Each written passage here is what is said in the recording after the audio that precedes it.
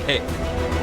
144 साल कुछ कहलाता है और जो कह रहा है ऐसा उसको कहने दीजिए। हम लोग श्रद्धालु हैं और हम लोग भक्ति में लीन हैं। हम आएंगे और हमेशा जब तक जीवन है हमारी तब तक अपनी शक्ति की परंपरा करेंगे। ममता बनर्जी जिनका बंगाल की मुख्यमंत्री हैं, वो अपना रोटी सेक रही हैं ताकि जो है दूसरे समुदाय को वोट मिले उनको। हम लोग गुजरात से है, देखो ये श्रद्धा है हमारी। ममता जी को ये बोलते हैं श्री राम तो गुस्सा हो जाती है, क्यों? तो ममता बनर्जी मृत्यु कुंभ बोल रही है, वो गलत कह रही है। तो गलत ही है क्या? उसको राम भगवान से दिक्कत है। हाँ, सनातन धर्म से दिक्कत है उनको, इसके वजह यस। उनका कहना देखो गलत है। ये योगी मोदी ने जो व्यवस्था बहुत अच्छी व्यवस्था बनाई है।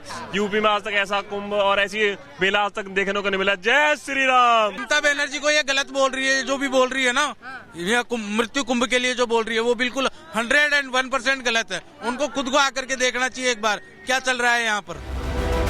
ममता बनर्जी को अगर महाकुंभ मृत्यु कुंभ लगता है तो फिर उनकी जुबान 2013 में कुंभ के दौरान भगदड़ में 42 लोगों की मौत पर क्यों नहीं खुली?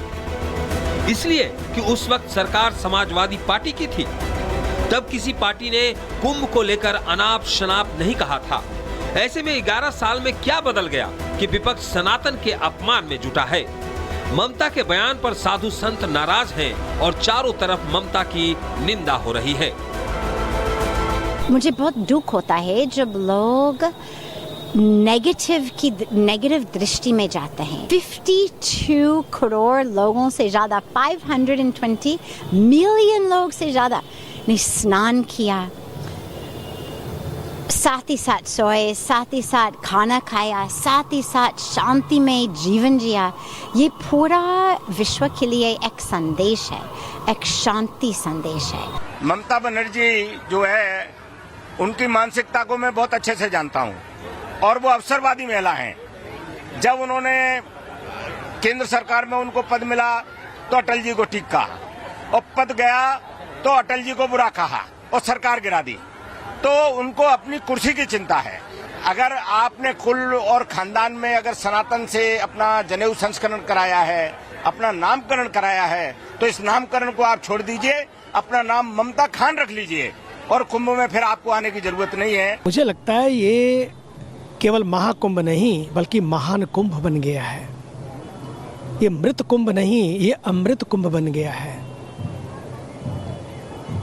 ये अमर कुंभ बन गया है जिसने एक ऐसा इतिहास रच डाला है जहां 55 करोड़ लोग आते हैं लेकिन किसी ने किसी की चाय में थूक नहीं डाला।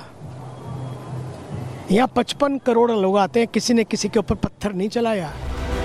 ममता भले ही महाकुंभ को मृत्यु कुंभ बता रही हैं, लेकिन साधु संत और सनातन में आस्था रखने वाले इसे अमृत कुंभ कह रहे हैं। ऐसे में सवाल यह है कि बार बार सनातन पर क्यों हमले हो रहे हैं? सनातन का अपमान क्यों किया जा रहा है? सवाल यह भी है कि ममता बनर्जी को सनातन को अपमान करने का सर्टिफिकेट आखिर किसने दिया? Bureau report, Republic Bharat. इस रिपोर्ट के बाद लोग सवाल पूछ रहे हैं कि आखिरकार सनातन से ममता को निर्ममता क्यों है। लेकिन अब आपको ग्राफिक्स के जरिए हम बताते हैं कि हर दिन कितने श्रद्धालु पहुंचे, अब तक टोटल कितने श्रद्धालु पहुंच चुके हैं। सबसे पहले बात करते हैं 14 जनवरी की। 3,50,00,000 श्रद्धालु पहुंचे, आस्था की डुबकी लगाई। 29 जनवरी की बात करें 5,71,00,000 लोग उस वक्त पहुंचे थे और 30 जनवरी की बात करें 2 करोड़ के करीब लोग आए, आस्था की डुबकी लगाते हुए लोग नजर आए थे। 3 फरवरी को 2 करोड़ लोग एक बार फिर से पहुंचे। 16 फरवरी की बात करें तो यहाँ पर 1,49,00,000 और 17 फरवरी की बात करें तो 1,36,00,000 लोग पहुंचे और 1 करोड़ के करीब लोग 18 फरवरी के आसपास पहुंचे थे। तो लगातार आपको बता रहे हैं कि बड़ी संख्या में लोग पहुंच रहे हैं और 37 दिन के अंदर यानी कि टोटल 37 दिनों में अब तक हम बात करें तो 55 करोड़ लोग आ चुके हैं। लेकिन कुछ लोग हैं उनको दिक्कत बहुत ज्यादा है, वो सवाल खड़े कर रहे हैं और ममता बनर्जी यहाँ पर निर्ममता दिखाते हुए सनातन के प्रति नजर आ रही हैं। आगे बढ़ते सनातन पर हमला करना विपक्ष के लिए जैसे फैशन सा बन चुका है और यही कारण है कि गाहे बगाहे विपक्ष लगातार सनातन पर हमले करने से नहीं चूकता। और ऐसा नहीं है कि ममता बनर्जी ने पहली बार सनातन को बदनाम करने की कोशिश की है। विपक्ष में ऐसे बहुत सारे नेता हैं जो कि वोट बैंक के खातिर सनातन पर लगातार हमला करते हैं। किसने क्या कुछ कहा सुनवाते हैं आप।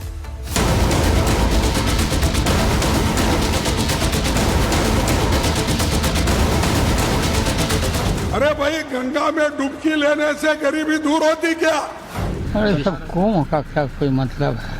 ফালতু কুম্ভ মহাকুম্ভ আমি নাইবা বললাম, ওটা এখন মৃত্যু কুম্ভ হয়ে গেছে। महाकुंभ के 38 दिन हो गए। 55 करोड़ से ज्यादा श्रद्धालु संगम में डुबकी लगा चुके हैं और डुबकी लगाने की होड़ अनवरत जारी है।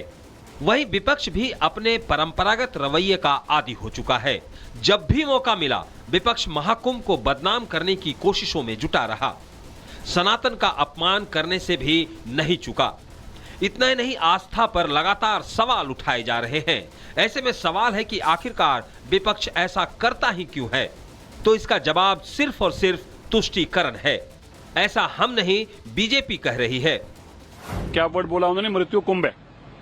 अब बताइए, क्या इस्लाम के किसी पवित्र पर्व के बारे में ऐसा बोल सकती हैं?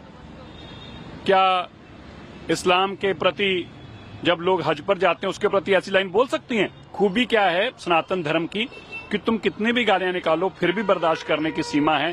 ममता जी, आपको खुद आज इस बात पे लज्जा और शर्म आनी चाहिए जो आपने अल्फाज कहे हैं।